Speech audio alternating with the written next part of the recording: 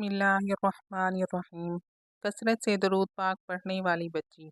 एक मर्तबा हज़रत शेख मोहम्मद बिन सुलेमान रहमतुल्लाह अलैह वज़ू करने के लिए एक कुएं पर गए, मगर उससे पानी निकालने के लिए कोई चीज़ पास ना थी। शेख परेशान थे कि क्या करें। इतने में एक ऊंचे मकान से बच्ची ने देखा तो कहने लगी, या शेख, आप वो ही हैं ना जिनकी नेकियों का बड़ा चर्चा है। इसके बावजूद आप परेशान हैं कि कुएं से पानी किस तरह निकालूं। फिर इस बच्ची ने कुएं में अपना लुआब यानी थूक डाल दिया।